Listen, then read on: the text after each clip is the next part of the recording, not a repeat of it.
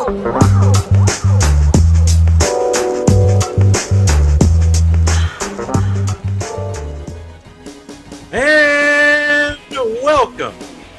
welcome to the No Name Podcast. That is the podcast with no name.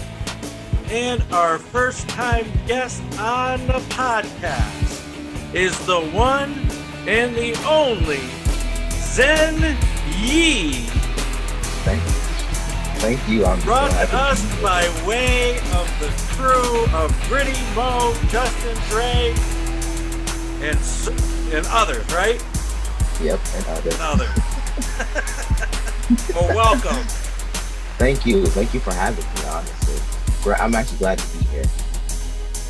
Well, I only heard you once, and that was on Justin's live feed on Instagram. Yeah. And I really liked your voice, and I really liked the way you interact with everybody, not knowing that you were a lifelong friend of Gritty and longtime friends of Mo and Justin and Dre. And so I was wondering, I asked Gritty, you think that Zen Yi would come on the show? And he goes, ask him. Of course. Right? Of course. He's like my young brothers. And so can you tell us a little bit about how you met Gritty? Well, actually, I met Gritty. We was in school. We was actually I met Gritty in 5th grade. And pretty much, we were just like Stick and Steve back then. We were just really, really cool. We used to get in trouble together. We used to just act like fools in school. And as we got older, we just became even closer as friends, Like, anytime we needed something, we always had each other's backs. And he introduced me when we went up to Vision, one of the camps that we go to. He introduced me to Justin and such, and then Justin and I became lifelong friends. Gritty, Dre, and Mo, we all went to the same school. So we used to hang out together a lot. Okay. And I know that the crew used to get into a lot of trouble. Oh, you have no idea. And each and every one of you is sight impaired. That is correct. And so Gritty was telling me something about a time when you jumped out his camp window. Oh, let me tell you how that happened. So when we went up to Vision, it was, let me just say, the first day, like the first 20 minutes, it was legitimately chaotic. Everybody was in rooms. We all got separated into different sides. So you had side A and side B. So we was all on different sides and such. We were just acting like a bunch of idiots. So the dorm attendant started looking for people. So I wasn't on my side. So therefore, in order to get on my side, I simply climbed out his window. And I got back to my side, and I was not caught. Surprisingly. What floor was that on? This was the first floor. Like, it was literally just like ground level. So I simply opened the window, climbed out, and walked back to my side while the dorm attendant was literally just inches from the door. Like, as soon as I walked out of the window and I took 2 steps, I literally heard their door creaking open as he's walking in. So it's like, yo, that was pure luck. Well, I've heard a lot of stories about camp, about school. Were there like any crafts or swimming at camp, or was there any learning at school, or was it just all fun and games? Nah, it was learning at school, but the way we made it so interesting that it was interesting to go to school. Of course, there was learning, but we just had more fun, goofing off. Okay. Of course, we all graduated, but like I said, that's where all the memories came in of us goofing off. And we know that Gritty learned no math. Yeah, no, he's terrible at math. I'm not too bad at math, but when you start adding letters, you got me.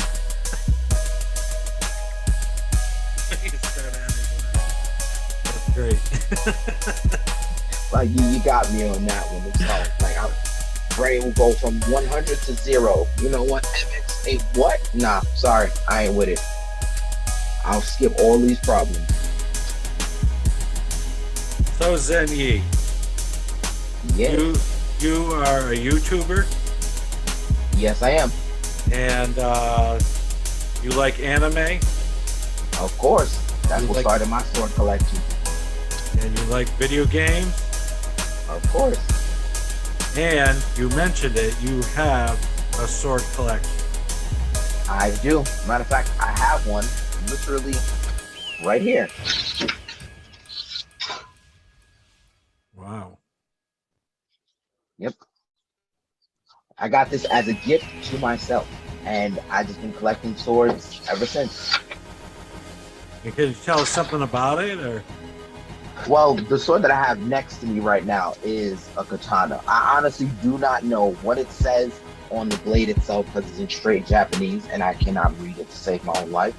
But that's actually the katana that I do have. It does have dragons and such on it, on the handguard, as well as some of my other katanas. Like, what you may not know is a lot of the stuff that I have, like primarily my weapons, are dragon themed. So I have pretty much brass knuckles that are dragons. I have a dragon dagger. I have another dragon katana sitting right behind me. So it's a lot. And I just got a new katana from a friend of mine as a birthday gift. And what's a katana? Basically, it's a Japanese longsword. It's pretty much the Japanese version of the knight's longsword. It's the samurai sword that you see in a lot of anime. You see a lot of people using when they're doing cut-in videos and such. Okay. And so this is merely for collecting. For collecting, I do sharpen them from time to time as well. All right. So you don't go into like a secret compartment or a secret room, put on a cape and a mask, and go out the window. I mean, if I was doing that, I wouldn't be on here, especially at this time. If I wanted to be Batman, I'm going to need a lot more money than that. Okay. All right. All right. Well, that's a pretty cool hobby, and that all came from watching anime. Watching anime and playing video games. I think what started the sword collection for me was watching the anime called Inuyasha, followed by the black anime known as the Boondocks. I know everybody has watched it. You all know who Huey Freeman is. And seeing him using swords, it was just cool. And then, you know, what is it? I don't know if you know the black rap group, the Wu-Tang Clan. In some of their videos, they have them. So I was just like, I need swords. I need them. Don't get me wrong, guns are cool, but like, you feel a special kind of badass when you're walking around with a sword in your hand. So do you go to like Walgreens with your sword, or? No. No. If it looks like a cane, maybe, yeah, I would, but sadly I do not have any swords that look like that. Now we had a sword like that at the theater department when I was going to college. At the my friend Tony, who played Polonius in Hamlet, had a walking stick, and then when you grabbed the sheath and the handle and pulled it apart, there was a sword inside. I've always wanted those. I've actually wanted one of the prizes of my collection that I still want is a pistol sword, the ones that the pirates use. It's literally like a 3-gun, it's like a 3-bullet revolver attached to a rapier, and it looks amazing. Really? The cheapest I've seen for them go for $10,000, and I don't got that kind of money right now. All right. Well, speaking of $10,000, I was told that you bought 2 birds at $10,000 a piece. Yeah, they were gifts from my mom. Pretty much this is after I closed on my house, so I was like, you know what? This is like pretty much a thank you. She wanted the 2 birds, so I got her the 2 birds. And so, what kind of birds were they? They were called hyacinth macaws. If you look up the word hyacinth, Hyacinth, that's what those birds are. And do you know the movie Rio? You know that animated cartoon movie? Those bluebirds in that movie are hyacinths, and they go for a lot of money. That's what I got her. And they weren't bought at the same time. They were bought like years apart from each other. Okay. All right. And are the birds alive? Not anymore, no. Sadly, they both got sick and they both passed away. So how long do they live? They live, it can vary from 5 to 10 years. Wow. Wow, because I usually buy $10,000 cars that last me about 7 years. Yeah, well, that's true. But then again, you know, I can't drive, so there's that. So I gotta stick to the cars instead of the birds. Yeah. Hey, man, if you got it, do it. All right. So do you have any pets now? Yeah, I got a dog, a bird now, not the hyacinth though. We got a new one. I have a couple cats, and we got a bearded dragon. Okay. All right. What kind of dog do you have? A Rottweiler. We get nothing but Rotties in here. Well, those are good. Rottweilers are good dogs. Yes, they are. They live for a very long time. Yeah. Yeah, I know. The best dog I ever met was a Rottweiler. Better than any dog that I've ever owned. Yeah, and they're very, very loyal, and they're very playful. Yeah, his name was Ivan. I want to tell you. I'll tell you, this is one of the best stories about a dog I've ever heard. Ivan was a gentle giant. He loved children. Children could pull on his ears and wrestle with them, and he would just play with them very gently. My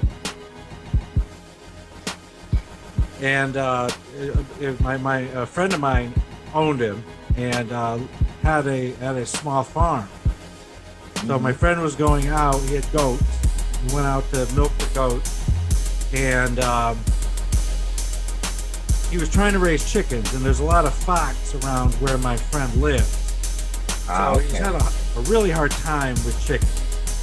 And every so often he gets it in, he gets in his head, I'm going to try it again, and it usually doesn't turn out that well. So he had some chicks. And he was down to 2 chicks. So he goes in the barn to milk the goats, and he looks in the nest, and they're both gone. And he's like, what, give me a break.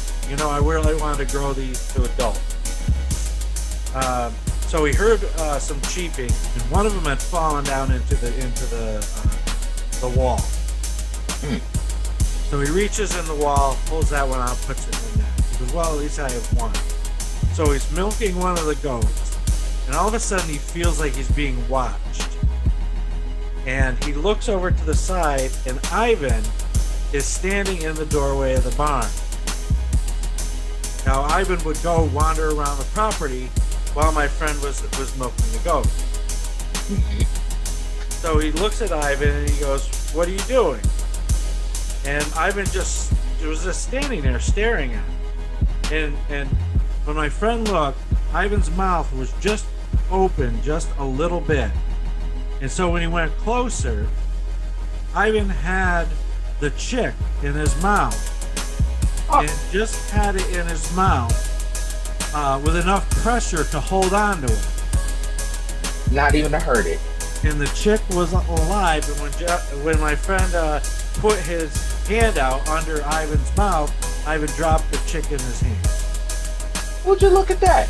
Yeah, Rottweilers are amazing dogs. I love Rottweilers. Yeah. No, he was a great dog.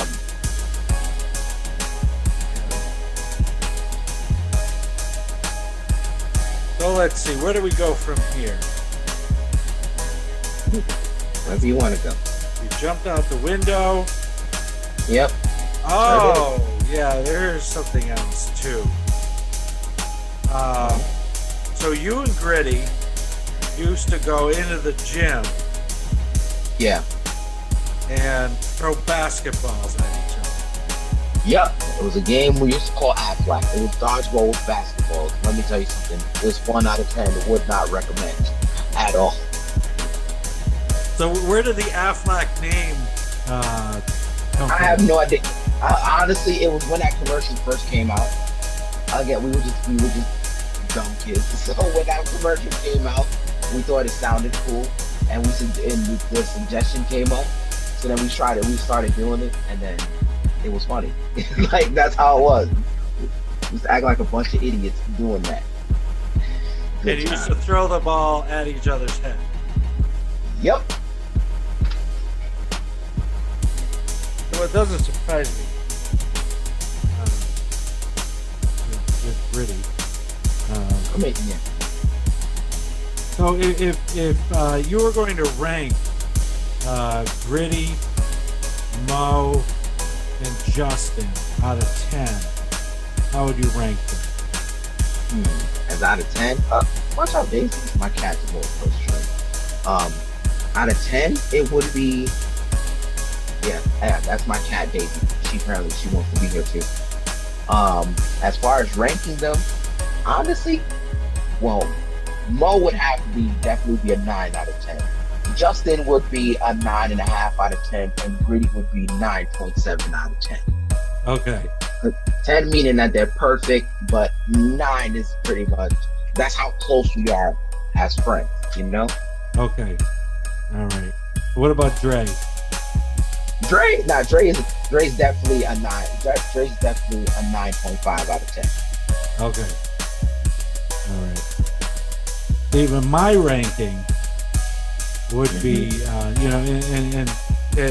and putting Jesus as a 10. Yep. That Gritty would be a 1. That don't surprise me. I heard some of the podcasts you were on with Gritty, and let me tell you something. It is hilarious. Justin would be a 1. And Mo would be a 0.1. A 0.1? A 0.1? Why a 0.1? I have to ask. Why a 0.1? Because I just have to try to get on his nerves. Yeah, you know what? I don't blame you. I don't blame you. Keep doing it. He loves it.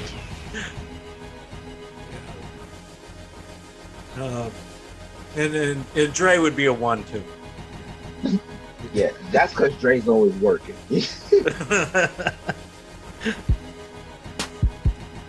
So I think I went through Gritty's list. Is there anything about Thanksgiving? I had Thanksgiving written down. Thanksgiving. See, when I used to live in New York, what we used to do is Thanksgiving, Mom would cook for like 30 to 40 people. So we would have 30 to 40 people come over to the house, and Mom would make everything under the sun, and it would be huge Thanksgiving parties. Like even now, she still does it, but it's just for the immediate family. Okay. And does she live down in Florida? Mm-hmm. She lives there with me. Oh, okay. All live together. Okay. And so you live in Florida, and I heard that you're thinking of moving back to New York. Yeah, like once, like I thought about it, because I'm gonna just be honest with you. As far as like a person who's visually impaired, you need to drive down here, since not having a car, it can be detrimental down here, especially if you constantly use Uber and such. That takes a toll on your pockets. So I was thinking about it. You know what? Maybe after once everything is settled here and the channel takes off and such. Yeah, I'll definitely move back to New York, like upstate New York and such. I'm not going back to the city though. Okay. So you're thinking of the Utica area where Mo is city? Yeah, because I've heard a lot of good things out there, and plus it's much more accessible things out there, Yeah. as opposed to down in Florida. as opposed to Florida. Now, the difference between New York and Florida, it's a vast difference. You're gonna notice if you come down here, there's no corner stores down here. Everything is either Walmart, Publix, or Winn-Dixie, and everything is spread apart. Nothing is close together. Okay, yeah. Yeah, because, yeah, even a place like, Utica. I mean, Utica used to be a bustling city with a lot more going on, as most upstate cities, were. And different cities have come back in their own way. I know that Utica is making the effort to, improve the city. But when you think about it and you put it in those terms, there's a lot there that you can walk to. Yeah. When I started pastoring there, I was really happy that I didn't even think about it. That Stewart shops were in Utica. Oh, they were? Yes. Oh, wow. So that's a Saratoga Springs store. Started out of Saratoga Springs, and they make all their own products, and their products are good. I like their milk. I love their ice cream. Their kettle barbecue chips are the best kettle barbecue chips that you can get. Man, time. And even their because I eat a lot of like trail mix now. I try to stay away from the potato chips. And they have these, it's really counterproductive. They've got these great, like peanut mixes and that, with all kinds of, chocolate bits and things like that. Oh, it sounds good. They're really good. I mean, they're really good. So it's nice to have those stores there. And then the other thing I like are Cliffs. They're another convenience store, and the reason I like Cliffs is because they sell Utica coffee. Are you a coffee drinker? Yes, I am. I've actually heard about that on Gritty's show. He actually talked about Utica coffee and how you absolutely love it. Yeah, it's great. Their house blend tastes like Dunkin' Donuts used to taste 20 years ago. Oh, must sound really good then, because I've heard a lot of stories about Dunkin' Donuts in their prime, how good it was. I have some Dunkin' Donuts coffee here. Could use more sugar, but hey. Yeah. I don't know, when I go through the drive-through, which I don't do that often anymore, the coffee kind of tastes, I don't know, I describe it as plastic. I just don't like it anymore. Yeah, it has a bitter aftertaste. I know what you're talking about. Yeah. Very bitter aftertaste. Yeah, I'm be sure that it's disgusting. So what is your what coffee do you like drinking the best? Me personally, I like different varieties of coffee. I stay away from Colombian or anything like that because that coffee is too strong. Like, you drink it and you have the jitters all day. If you're not doing something, don't drink Colombian coffee. But I do like coffees that are really sweet and that already come with like some creamer in it. So I like my coffee light and sweet. I don't like drinking that black coffee. If you want to have hot bean juice, then by all means. But for me, I do not like any type of black coffee whatsoever. Bean juice. Yeah.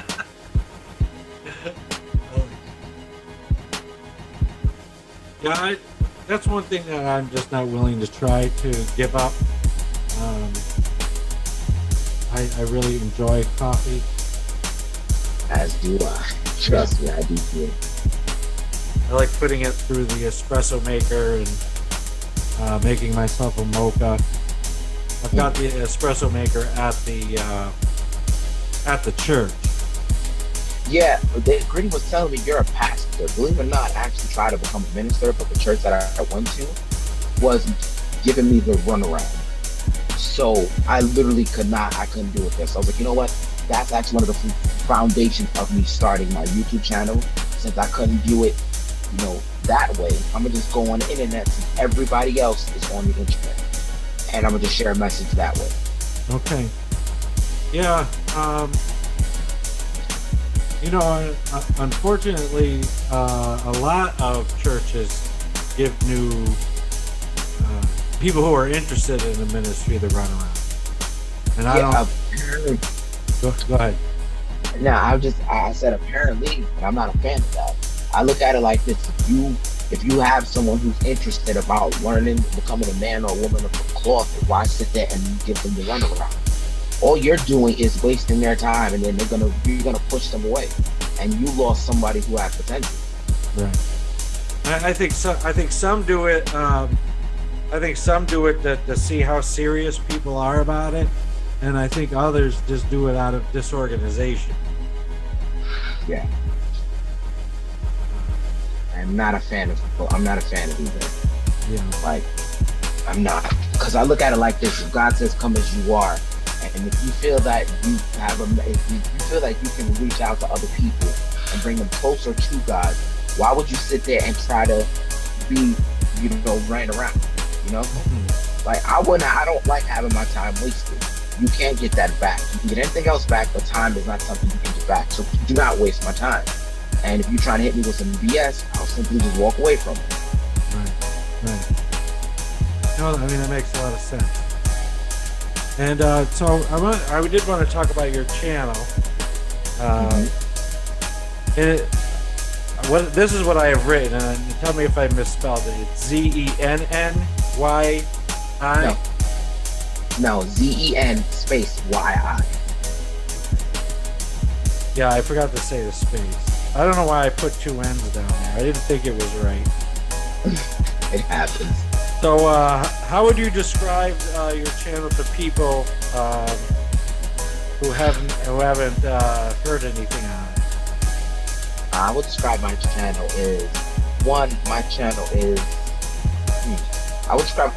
is truth seeking. Honestly, basically, I pretty much what I post on my channel is one: seek knowledge, seek the truth, and always do your own research. Because what may be presented is not always the truth.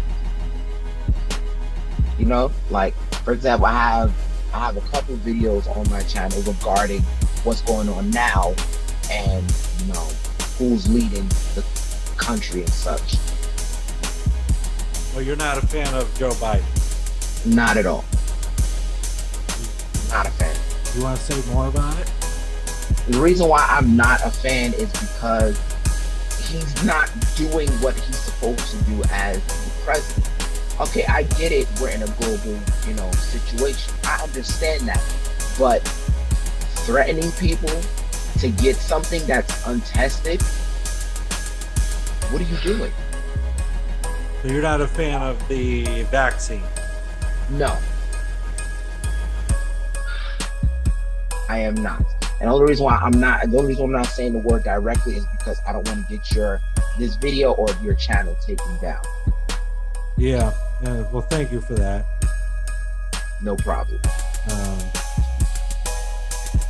I work in a hospital, and I was much more enthusiastic about that thing when it first came out.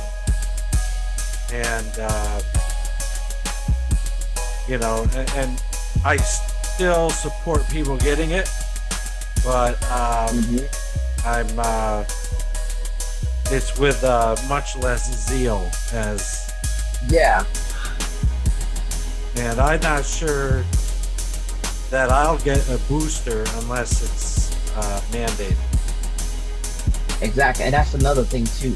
Why mandate something that's untested? For example, if I'm a mayor or governor or even the president, I tell you, okay, if there's a gun mandate, you need to walk around with a gun. If not, you can't go in such and such places. Why would you do that? Why would you sit there and have something dangerous attached to somebody that is mentally unstable or that can't handle that kind of situation? Same thing with like the flu shot. What I find funny is they make this thing more serious than cancer, HIV, hepatitis and such, and those have been running rampant for years. So you want me to believe that this thing can help me, but something that's been running rampant for decades, you ignore it? Does that make any sense? Or am I speaking illogically here? No. I mean, I'll say that it makes sense on the face of it.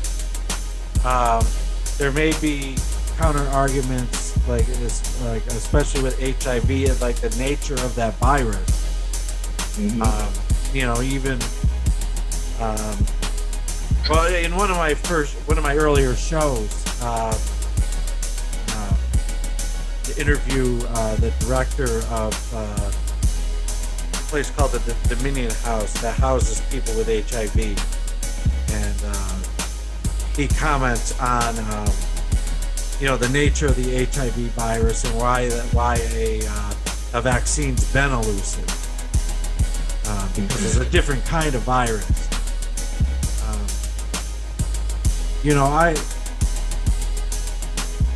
The thing I don't like about what has been out in the media is criticizing people who don't trust it. And number one, I don't think you convince people to do something that they want to do by calling them dumb or stupid. Exactly. And the second thing is there have been so many conflicting narratives that have come out from, say, all sides of this now politicized issue. And even from the medical establishment that, when I expressed my hesitation on getting the booster, it's like, I really would like some more definitive information about the safety of this thing. Exactly. Like, why would you sit there and why are you using a peer pressure tactic that you know that's not going to work, and it's going to make you even look worse? It vilifies you because you're trying to force people to get something that they don't even know what's in it. Mm-hmm. That's like putting your hand in the piranha tank in the dark. You don't know what's in there, but you're expected to put your hand in there. No, I'm not doing it. Well, yes, you do. I mean, if you're calling it the piranha tank. True. But if it's dark, you don't know if there's piranhas in there. You don't know if there's a shark in there. You don't know what's in there. There's not enough details. It may just say it's a piranha on the surface, but who knows what's in there? Okay, it could be a shark. Exactly, that's what I'm getting at. Okay. And even as far as the medical field, what's in it? Why aren't they releasing the ingredients to what's in it? That I can't answer. I don't know if they have or haven't. Exactly. Yeah. Exactly. I just know that I just know that we're who would have thought that we would be going through this? Yeah, our country went from democratic to socialist in a year. So tell me what's socialist about the country. Now, apparently, there's mandates regarding masks now. Even though it's not enforced, the mandate is still there. When this first hit, you were required to wear a mask, or you were not let into certain places, certain restaurants, or people wouldn't even accept you in certain vehicles because if you're not wearing the mask. Of course, that's been loosened, but it's still there. Now, workers still have to go in and wear masks and such. Even now, yeah. But what makes that socialist? I mean, socialism is an economic philosophy. Yeah, it is an economic philosophy, yes. But it also, but it also enforces that you have to follow certain rules to allow certain things. For example, big companies were using mandates for their workers to wear masks or to get that thing. If not, they weren't allowed to work in said companies. Uh-huh. Now they're rescinding it, and now they're rescinding that because all that thing is proven to be unsafe, and it makes it a liability to said companies. Mhm. If they don't have the mask mandates, it's a liability on them. Yeah. And a liability as in they'll get fined, or a liability as in someone can sue them? Both, actually. So, I mean, if it's somebody that can sue them, that's as capitalist can be. Yeah, I see what you're saying. I see what you're saying there. Yeah. But as far as them getting fired, yeah, they can't. With those mandates, they can't do that. Right. But again, they're rescinding that. They're rescinding it because they realize how unsafe that thing actually is. So, well, I don't know how unsafe it is. You know, I mean, as somebody who's not a medical professional, even though I work in a hospital, and I guess I'm a spiritual professional. Hey man, in this day and age, we need more clothes. Yeah. To be completely honest with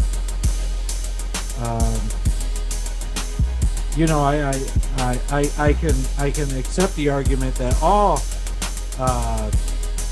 not viruses, all of those things have a certain amount of risk to them. That none of them are foolproof. You know, I listened to a guy who's invented vaccines saying that none of them are 100% safe. True, but at least if you can look some of them up, you can at least see what's inside of them. So for example, with the flu shot, you know that there's a little piece of the flu in there. So that's being injected into your body to create antibodies to combat it. With this new thing, we really don't know what's in there. Okay, it prevents you from dying, but you can still get it. Why? Yeah, I don't quite understand that. The thing, it seems like in a majority of cases that the vaccine keeps people out of the ICU. Yeah. And I know that if I get COVID and end up in the ICU, that I need to write it. My advance directive is just pull the plug as soon as possible. Because I see what people go through, even the ones that survive. And I don't know. Exactly. And I don't know that I even want to go through that. You know, I mean, and that, you know, and Zen, you know, that's one of the things that was frustrating for me during the COVID virus, that it did become so politicized. Unnecessarily. Because of, you know, the numbers of people that I witnessed die, and that I watched die on a daily basis. And I was really hoping, I mean, with sincerity, that this was going to be the United States' World War II moment, when everybody comes together. The president would have stood up and said, "This is serious. We are not certain exactly how to attack it, but the thing that we need you to do, at least for a little while, is to stay away from each other and put on a mask." Or at least stay home. Yeah. And stay home. But instead, you know, and people arguing about masks, and to be honest with you, I am not yet to the point where I'm comfortable in public with people walking around with no masks. I can understand that. You know, I mean, with the Delta variant and all these other variants, and we don't know how many more variants there's going to be. Exactly. You know, my thing is, can't we just err a little bit on the side of caution? Yeah, that's another thing too. The populace is so damn ignorant. You would think, okay, there's this virus going around. How about let's stay home and, you know, follow precaution. Let's wear a mask and such. Let's actually stay indoors. because this can actually go away. But people still want to be ignorant and going to parties and such without masks on. And now, all of a sudden, you got cases spiking up again. Yeah. You got second waves of viruses hitting, all because of people being ignorant. You know, and it didn't, and it did not help that doctor whose last name begins with F told everybody that masks wouldn't work. I mean, we're walking around in the hospital, like, kind of scratching our heads, saying, "This isn't." It doesn't make any sense. I don't understand this. What do you mean? You know, masks won't work. I mean, we put on masks to go into certain rooms with protocols, and you're telling us that a mask won't help the public now. And then we find out it's because to preserve the mask supply. That makes no sense. You know, it's funny. You said you work in a hospital. You're with doctors and surgeons who go in with masks on, right? Yeah. So if they wear masks to protect them from bacteria and pathogens, why not wear it for this situation? Now, I get it. Some people don't want to wear a mask. If you don't want to wear a mask, fine. Then at least stay home. You can order everything you want to online. You can work from home now. Mm-hmm. Hell, you have a stronger computer in your cell phone than you do on an actual computer. Right. So I really don't understand that. And I'm getting a lot of frustration now having this conversation with you. You know, because I sympathize with leadership to a point that they didn't know, but I think they needed to be a little bit more humble about the fact that they didn't know a lot of things. And that doctor with the last name that begins with F has got to be fired, because his image problem is so bad. You know, I supported what he had to say in the beginning, but at this point, I don't want to hear anything else he has to say. But misinformation in a crisis like this can be the result of many deaths. Yeah, and you know, even down to the lab leak theory. You know, I mean, there is enough circumstantial evidence to investigate further, and he's testifying in front of Congress, doing word gymnastics like Bill Clinton did with the meaning of I forgot what that word was that he did the gymnastics with during Monica Lewinsky. But let's twist the words so it can mean what we want it to mean. I don't trust the guy. Of course not. I don't trust him either. And you know what? That's another thing too. Like, that's why I didn't understand this virus became so political and it's irking me. I'm being completely honest with you. I don't like the fact that now we got all these new cases. Instead of publicizing the deaths, trying to find a damn cure. Seriously, if you have all these stock, if you have all these warehouses filled with the stuff, do something and somebody has a cure. Somebody find a cure. I don't know. We have all these different variants of said. We have all these different variants coming in, and now let's remove the political aspect of it. Let's look at it from the spiritual aspect. I don't know if you remember if you remember the scripture in Ephesians, it says we battle not against flesh and blood, but against principalities and powers and wickedness in high places. Mm-hmm. You see how the world is running amok right now. See, when I was younger, my grandmother was the first book that she taught me when I was a kid was the book of Revelation. And she said that in the coming times, the world will become so evil that it'll make your heart freeze up. And seeing the way how the world is now, she's absolutely right. yeah, there's a lot to lead people to believe that it is the end time. But the one thing that I caution the people who come to me as a pastor is that every generation since Jesus was crucified thought that they were the last for one reason or another. And that Jesus tells us all that we need to be ready now, like Jesus was coming back in 10 minutes. Yeah. But there's also a lot of contradictions in the Bible as well.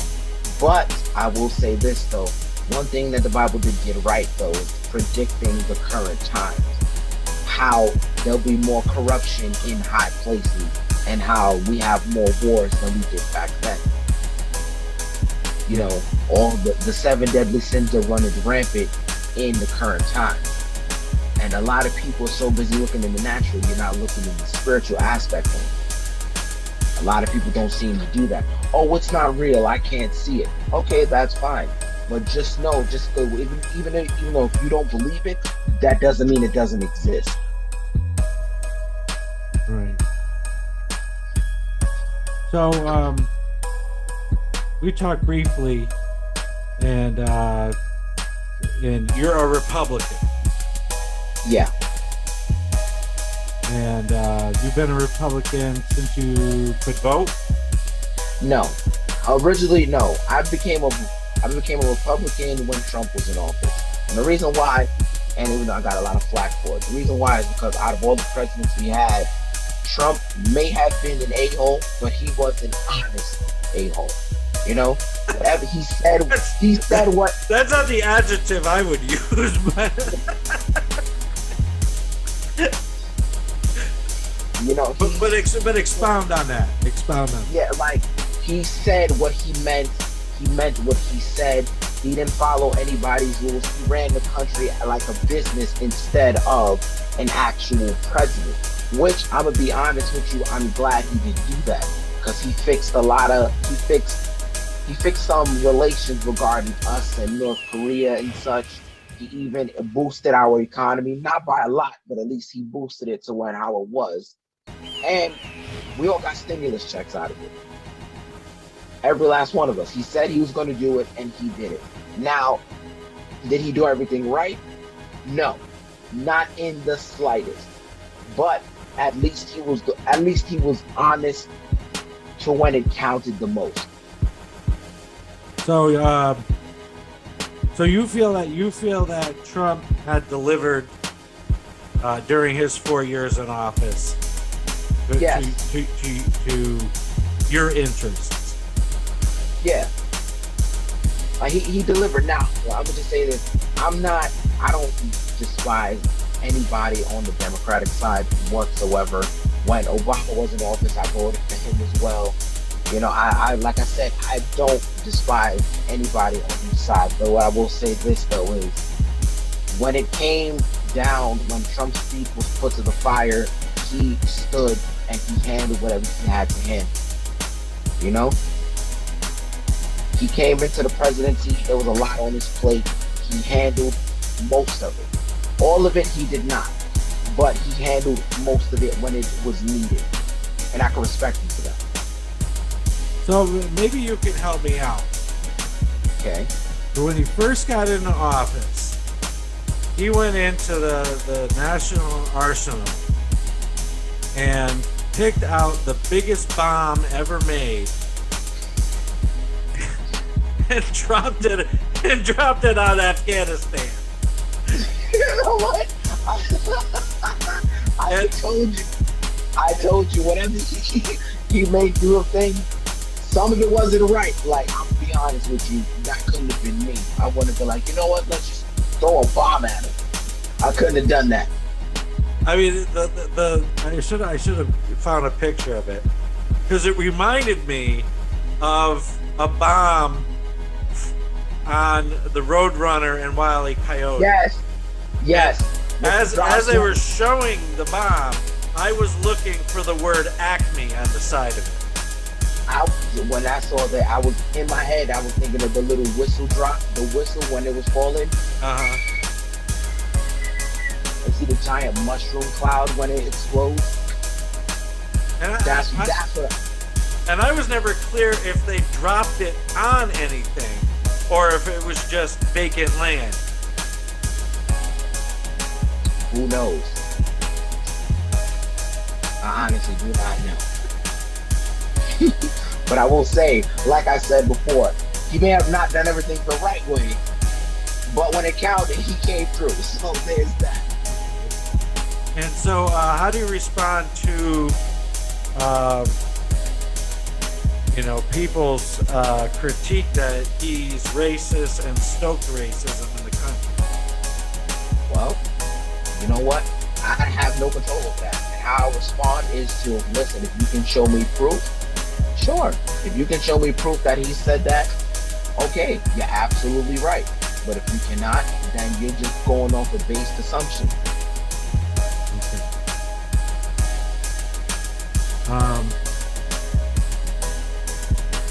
I did not feel safe with him in office. You didn't feel safe with him in office? No, and I'll tell you why. Because I have at least been looking at the covers, if not reading articles within the New York Post for the past 35 years. Okay. And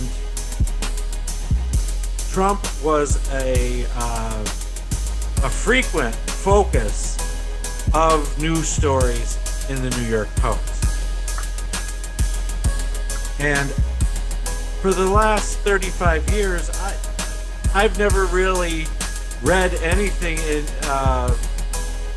that would endear me to him in any way, shape, or form. So when he started running for president, what we found out when he won was what an abject failure the Democratic machine is. That they could not defeat, that Hillary Clinton, with $1 billion war chest, could not defeat Donald Trump.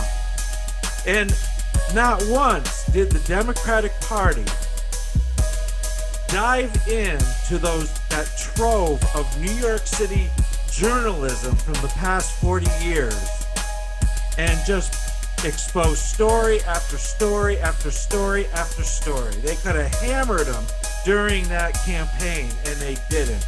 And that's why I don't like the Democrats. Is because they think that people are just going to vote for him. And they don't. No. They do very little work to get elected. No, okay. I agree with you on them doing very little work. That's true. But then again, it's like, okay, you know how that old saying goes, you have one finger pointing at me, but I have 5 pointing back at you. Mm-hmm. Yeah, that's how it was between Hillary Clinton and Donald Trump. I can get into more details off air, but there was a lot going on with that. And that was a reason why, that's one of the main reasons why she didn't go story after story, because just like she had dirt on him, he had dirt on her as well. That's a good point.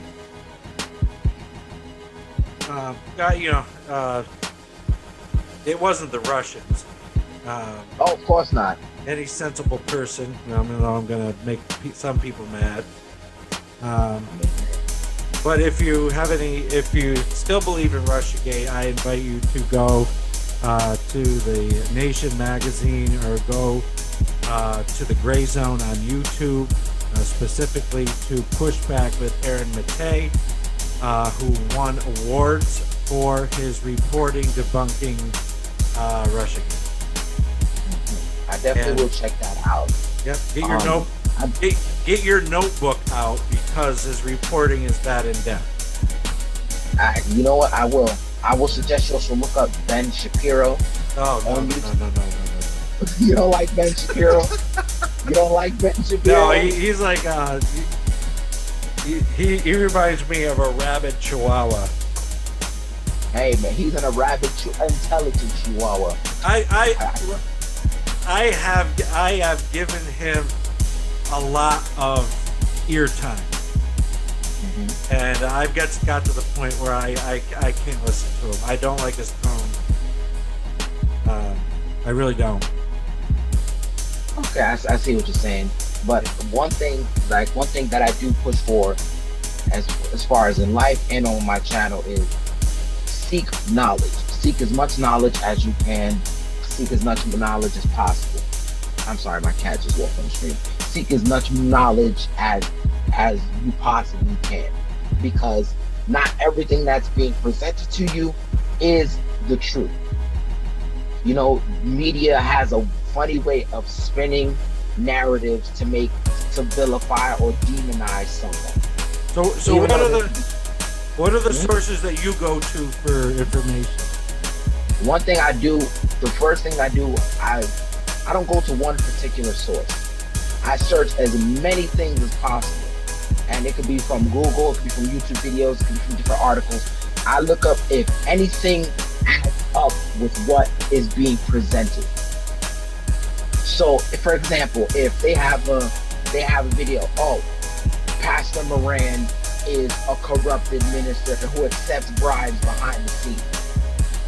Really? So I'll go in articles, I'll go to past videos, and when you are, on stage and such, and you're doing your preaching or whatever, and I'll literally look up the personal interviews of other people who have been in contact with you, who have seen you accept bribes and that. That's how I go about my research. Okay. And if I did take bribes, I wouldn't be driving a 2012 Mazda 3. Exactly. So, I'd like to. I have a preferred news source. Okay.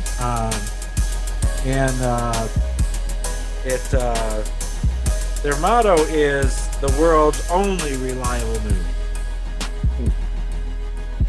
And going back to President Trump, this was an expose story that I really think that a lot of people really should have paid attention to when he was running for president in 2016, and it was neglected. So just give me a second to share here.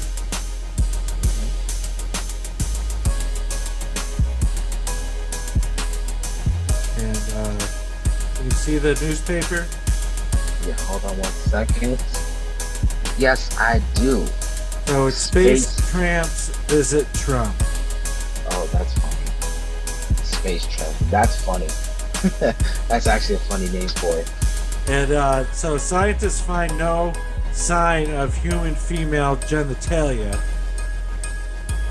Huh? What the? So we just so that's something out of like sci-fi or something? Is that what we're doing now? We're just pulling stuff out of space?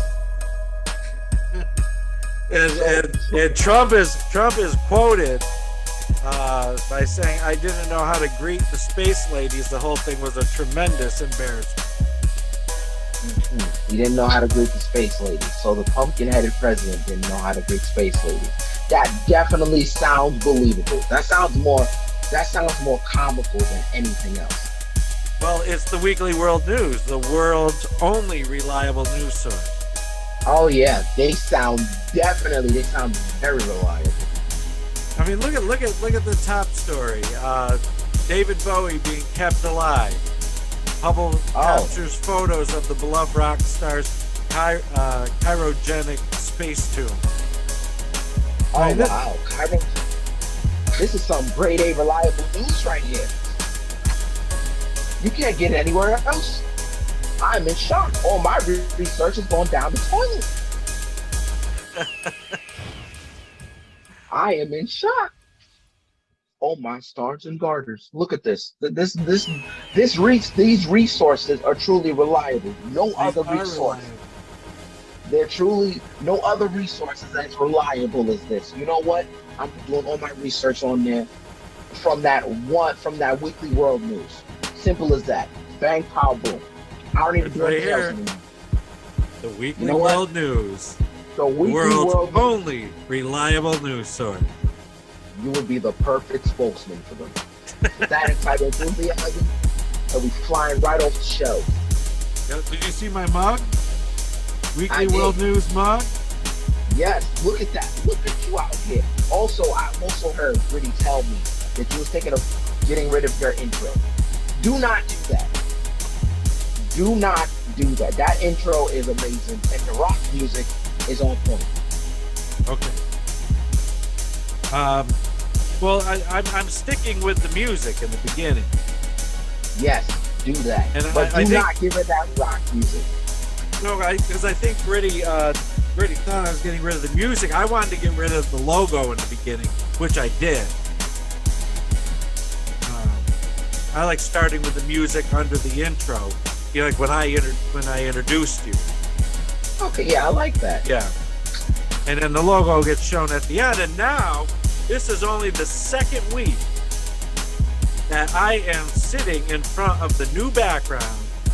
The new No Name Yet podcast background. You know what? That's your name right there. The No Name Yet podcast. That's your name right there. That's literally it. You've had your name all along and you didn't even realize it. Yeah. You had your name all along. That's the kind of genius you have. You're so damn talented that you didn't even realize I gave it a name by giving it no name. Genius. That's right. Mm-hmm. So,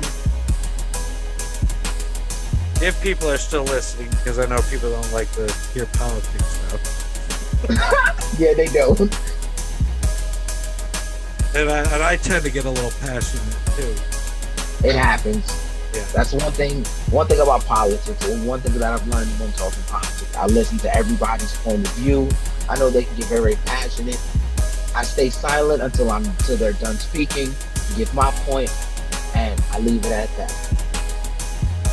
Yeah, because I don't like any of it. And to me at this point it's a class war. Yeah, and I'm not a fan of that. That's why now I'm gonna be honest with you, I don't just pay attention to politics. I pay attention to the world as a whole, because now everything is spinning chaotically. There's no organization in the world right now. It may look like that, but in actuality it is not. And as far as it goes spiritually, you have spiritual warfare going on everywhere. Everywhere you turn, there's spiritual warfare. Yeah, and I agree with you. Because I view the political parties in this country as serving the same masters. Yep.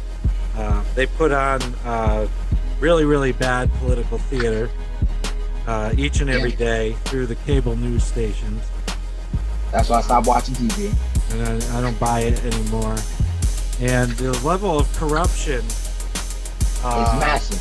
Through so many institutions, and even institutions that directly affect my life, especially recently, it's just astounding. The lack of responsibility and stewardship from organizations that are supposed to be responsible and supposed to steward. Exactly.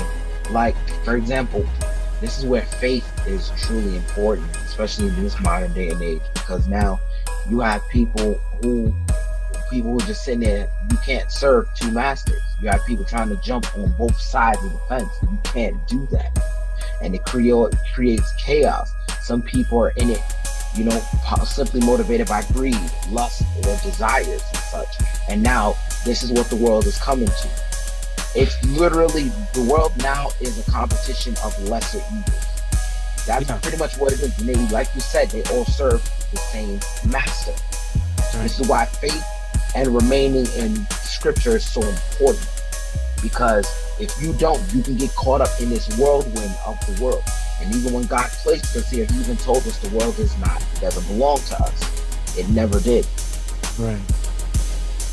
And more and more, when Jesus says that, this world is not your home. It's not. I'm really beginning to feel that more and more. Yeah. Like realize it within my spirit. Yeah. Like it doesn't, you don't feel comfortable anymore. You go outside, the air is heavy. It's silent. You feel like you're being watched in everywhere you go, even in crowded places. It just goes to show you the spiritual warfare that's going on.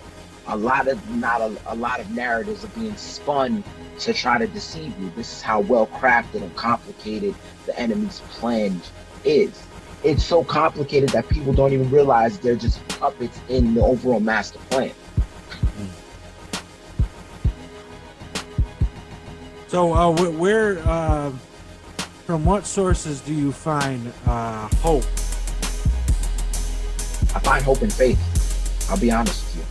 I find hope in faith because that's something that you can truly rely on, and it's backed by a literal God that's known for showing up when you need him.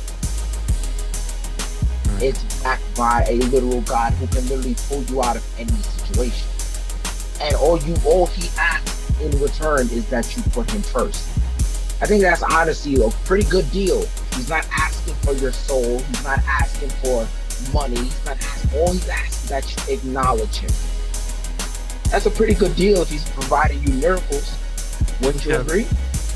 Well, the great commandment, love the Lord your God with all your heart, soul, and mind, and love your neighbor as yourself. On these two commandments hang all the law and the prophets. I mean, exactly. Jesus broke it down by saying, love God first and love your neighbor as yourself. And the rest of all this that's in this big book rests on that lens.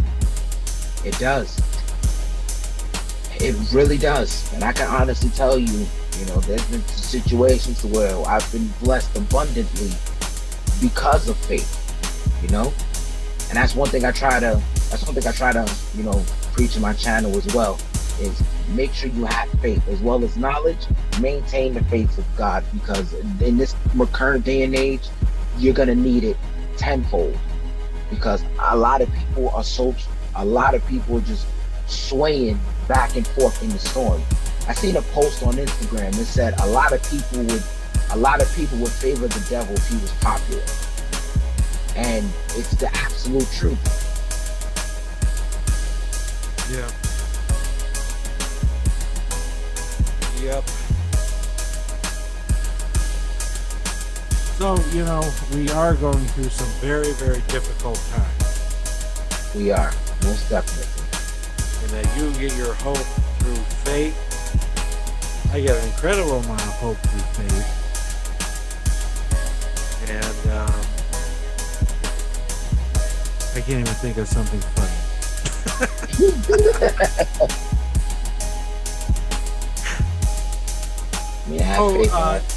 Anything else that you'd like to share with us? Anything else you'd like to say?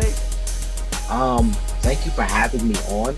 If you guys do want to check out my channel, it's ZEN_YI on YouTube. If you want to subscribe, that's perfectly fine. If not, that's okay too. Like I said, I enjoyed coming onto this podcast. I love doing it. If you want to have me on again, I would be more than willing and honored to definitely jump on this podcast again. I love the conversation. Hopefully, we can have more people on so we can bounce more ideas off each other, because I enjoy the conversation. I thank you for coming on. It's been a while since I interviewed somebody, and I appreciate you coming on. And I think it'd be great to have you on with Gritty, with Mo. Of course. Who knows if Justin is on break or not? But we'll at some point, Justin will hopefully be back on the No Name Yet podcast. Hopefully. I'll be it.